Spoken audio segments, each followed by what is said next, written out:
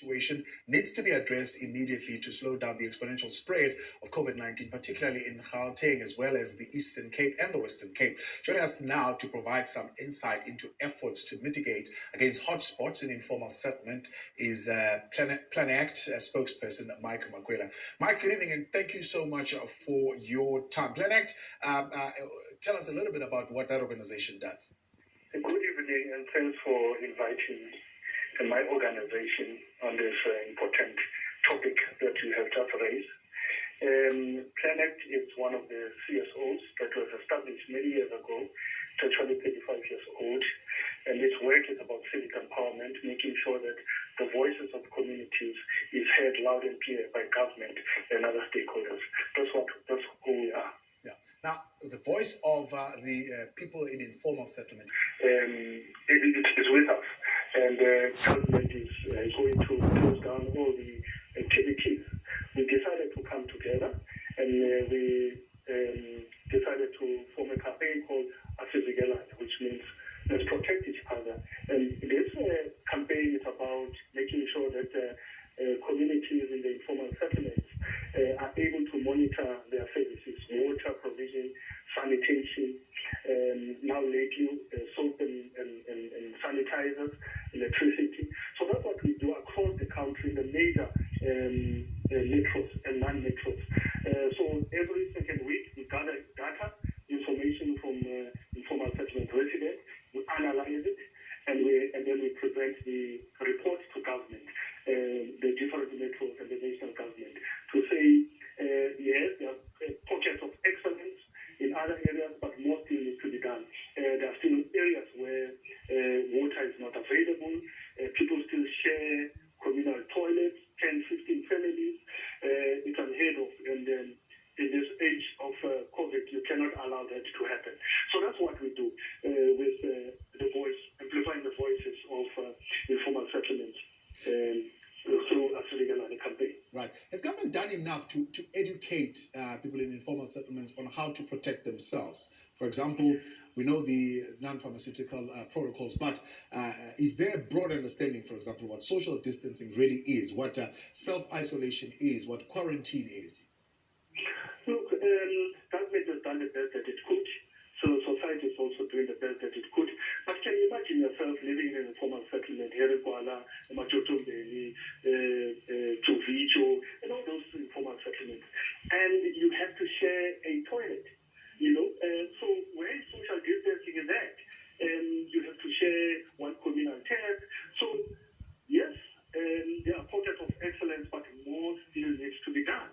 More still needs to be done, and we've seen government rolling out water tanks, Jojo tanks, installing new taps in some of the informal settlements. Well and good, appreciated, but more still needs to be done. So the road ahead is too long. The patrolling of law enforcement officers in the different areas, how have you found that? And particularly in informal settlement, what has the response been? Did it result in compliance? Well, I don't think people have to be changed around to do what they're supposed to do. Put a mask, wash your hands, protect yourself. I don't think you can bring in the whole army and all the police force. It doesn't work that way. And I support what the president said. It's all in our hands. We have to make sure that we do the best that we can. We partner with government, civil society, private sector, in making sure that we deal with the scourge of COVID-19. So it's our responsibility, all of us. Can you imagine if the whole army has to chase people around in the informal settlement? Obviously, it won't look nice. So we have to play our role also as residents in the informal settlement. And some of the disadvantaged areas, in the rural areas, in small towns, and all those cases. Yeah. The continuation of the provision of services becomes a real thing. Because some informal settlements, particularly when we go and we report there, you see refuse removal not happening. You see just general hygiene practices not being followed. What are the bottlenecks in as far as that kind of provision of service? Well, there are several bottlenecks. Among them is that it does appear that government was not prepared for this outbreak. So it was business as usual. until we were faced with this more of COVID. So all of us are moving around like headless chickens to try and resolve the crisis that we're facing. The budget issue is still a critical thing. It's important that government uses budget that is allocated for provision of water and sanitation and waste removal to the best of its ability. Surely, none of us as taxpayers, myself included, yourself, and all of us as South Africans, want to see the money that has been allocated for service delivery going into the pockets of corrupt officials.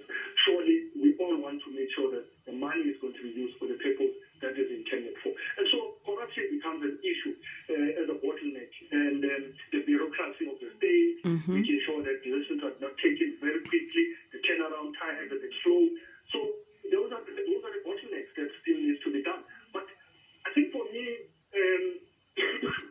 what is critical is that civil society and communities play an important role. You see, the issue of monitoring can only be effective if it's communities that monitor services. That's the bottom line. Yeah. Now, most municipalities continue to underspend, right?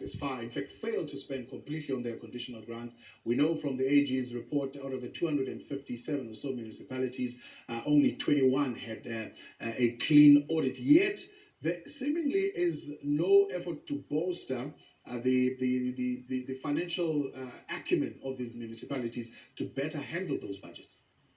Well, 20% of the public sector in the procurement department don't have the required skills. What do you expect? You know, so you do have wrong people in positions in government. So that's a major issue that needs to be looked at. This issue of understanding is very worrisome, because when one looks at the variety of grants that are available in government, you know, you wonder, we shouldn't be having informal settlements. We shouldn't be having backlogs on service delivery, because there are ample grants in government that are supposed to be used for infrastructure, for clinics, for roads, for water, for sanitation, and all those things. But somehow the state is failing to deliver the services that it should. And precisely because we have wrong people in wrong positions, the issue of corruption, the issue of bureaucracy, so all these factors create a situation where it is not desirable for service delivery to happen as it should. Now, Mike, final question, of course, is our poll question tonight. What's your view? Are we likely going to see a decline in August and September after the peak? Well, we're crossing our fingers. We're doing the best that we can. All of us as a country, we should put our shoulder on the wheel and make sure that we deal with this pandemic once and for all. Of course, more still needs to be done. People have to, you walk around and you see people still don't have masks, and it's worrying. So we need to do all that we should and make sure that by the end of this year, at least, there's a prospect that we're beginning to deal with this pandemic. It will be with us for some time, but I'm sure we can live with it. And all of us have to do the best that we can. Mike Makwela, I appreciate your time speaking on behalf of Plan Act, civil society organization. Well, this evening we have been asking you that question with hotspots around the country.